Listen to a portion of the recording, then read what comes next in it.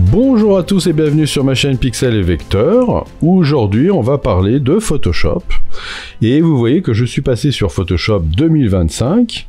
Bon, ça c'était simplement pour le plaisir d'aller voir un peu ce qu'ils nous avaient concocté.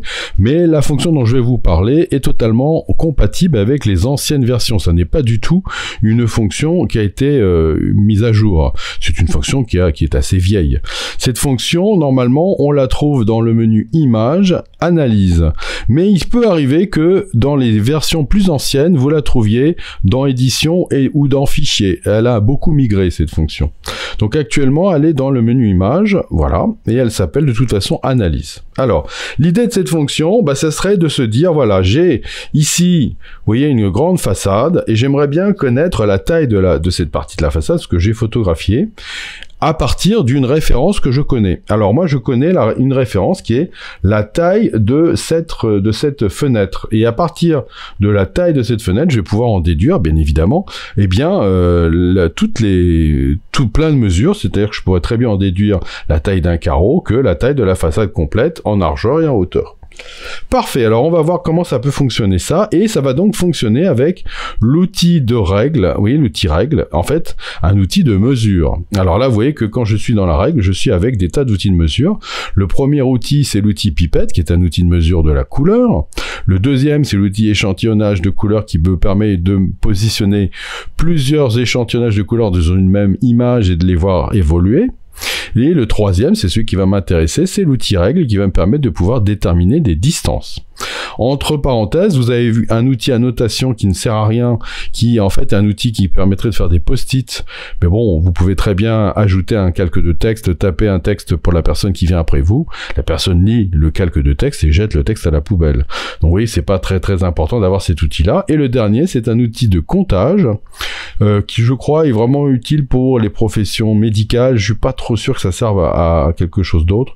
Ça sert beaucoup à compter des globules, des cellules, des trucs comme ça. Je sais pas trop si ça sert pour autre chose, mais peut-être, il faudrait que j'aille voir un peu plus près. En tout cas, voilà, nous on va prendre l'outil règle.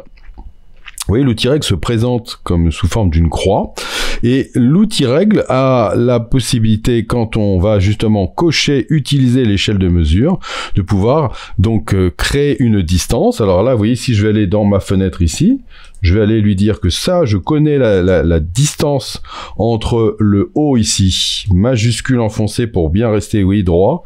Oui, là, il me fait des incréments de 45 degrés. Voilà, et je vais jusque là. Voilà. Et ça, je peux lui dire que ça, je sais que ça fait 1,50 m. Voilà. Voilà, ok, très bien. Donc, si je sais ça, et là, vous voyez qu'il me dit que, oui, en attendant, le trait que j'ai fait, là, il fait 394 pixels. Ok. Très bien. Donc, en gros, 394 pixels correspondent à 1,50 m. Voilà. C'est aussi simple que ça. Et comment on va faire? On va aller dans le menu Images, Analyse, définir l'échelle de mesure, personnaliser. Et la partie là, je vais lui dire que donc 394 pixels correspondent à 1,5, et en dessous, je vais lui dire que c'est pas des pixels, mais c'est des mètres. Voilà. Voilà, ok. Et là, il me dit en dessous, 394 pixels égale 1,50 m. Vous voyez, c'est marqué là. Et voilà, ça me paraît très bien. Donc, je vais pouvoir faire ok. Vous pouvez remarquer qu'ici, il y a un petit outil. Il vous dit, l'outil règle a été activé alors que cette boîte de dialogue était ouverte. Vous pouvez l'utiliser pour mesurer la longueur de pixels dans l'échelle. C'est ce qu'on va faire. Je vais faire ok là-dessus. Et voilà, on est bon.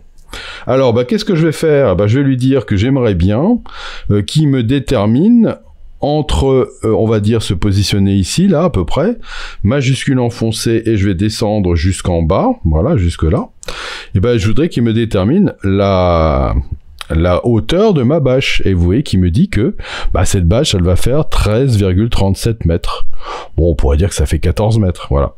Et je pourrais lui dire que dans l'autre sens, je pourrais aussi tirer un trait comme ça, pour lui dire, et si je viens jusque là, ça va faire donc du 15 mètres 15, quoi. Donc voilà, 15 mètres, on peut prendre une petite marge, 15 mètres 50. Voilà. Et puis éventuellement, je pourrais peut-être aussi me dire, tiens, et pendant que j'y suis, et combien ça ferait un carré là, ici? Attendez, je vais zoomer un peu plus pour que vous voyez bien. Je vais lui dire, là, on va pas prendre le support, je vais prendre la partie noire. majuscule enfoncé, voilà. Et ben ça va me faire combien? Et ben 0,52, voilà, mètres. Donc en gros ça fait peut-être un 50 cm quoi. Voilà. Et ben vous voyez que là, ça a très bien marché. Alors évidemment, moi j'ai fait des tests avec les fenêtres de chez moi pour vérifier que ça fonctionnait et ça fonctionne bien. Encore une fois à 10 cm près. Hein, vous êtes pas, on n'est pas du tout. C'est pas quelque chose qui doit être très comment dire, très précis quoi. Ok, donc là j'ai à peu près mon idée de base. Éventuellement, il y a un truc que je pourrais faire. Peut-être que c'est que je pourrais retourner dans Images, Analyse, et puis aller lui dire que bah, quand je fais mes analyses ici, je pourrais peut-être les enregistrer. Ça serait peut-être pas mal, ça. Alors, qu'est-ce qui se passerait si je recommençais un petit peu? En fait, mes traits, là, je vais les reprendre ici. Je vais lui dire, bon, on va repartir de là, on va redescendre en bas, et je vais lui dire que là, majuscule enfoncé, ça fait ça. Et puis maintenant, je vais retourner ici, et là, je vais lui dire que dans mon analyse, j'aimerais bien enregistrer les mesures. Vous voyez que là, j'ai ça. Et hop, il va m'ouvrir une fenêtre, parce que ici, dans les préférences, là, ici, vous voyez, je lui dis d'afficher automatiquement le panneau, mais vous n'êtes pas obligé. Et il me dit que, bah voilà, j'ai fait une première mesure ici, vous voyez, qui correspond avec l'échelle de 394 à 1,50 m. Il me dit que voilà, ça fait 13,14. Vous voyez qu'ici, je vais faire les deux mesures qui m'intéressent pour ma bâche. Je vais venir prendre ça et ça. Même chose. Ici, je vais lui dire que je voudrais, ici, analyse, enregistrer la mesure. Vous voyez, je vais en avoir une deuxième. Voilà. Donc vous pouvez aller dans le petit panneau journal des mesures et cliquer sur enregistrer les mesures. Donc vous voyez, si j'en fais une troisième et que je dis bon, et donc on disait que le carré là, grosso modo, si je fais ça, je pourrais cliquer ici. Voilà, et vous voyez, j'ai une troisième mesure, et voilà. Et comme ça, j'ai mes trois mesures qui sont apparues ici. Vous voyez, on retrouve à chaque fois, donc 0,48, voilà, 15 mètres, 13 mètres, grosso modo. Voilà, ça, c'est plutôt pas mal.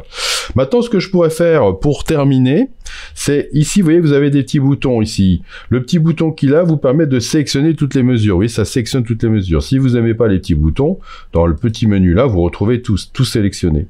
Et là, par contre, je crois qu'on est obligé d'aller là. Non, on peut peut-être le faire en cliquant. On peut aussi cliquer sur le petit bouton là. Et ça va nous permettre d'exporter. Et il va nous exporter notre fichier en .txt, c'est-à-dire en fichier texte. Donc je pourrais l'appeler, par exemple, bash. Voilà. Et txt. Vous voyez, je vais le mettre sur mon bureau. Voilà, et ça y est, ben, j'ai maintenant enregistré mon fichier bash. Alors, je vais vous le montrer. Bash, il est là. Voilà, on va l'ouvrir. Vous voyez que c'est pas extrêmement friendly, comme on dit. Vous voyez, bon, moi j'aime, voilà. Il faut vraiment pouvoir le lire au mieux possible, mais ça, vous pourriez éventuellement l'importer peut-être dans un tableau. Vous voyez, ça serait peut-être plus facile.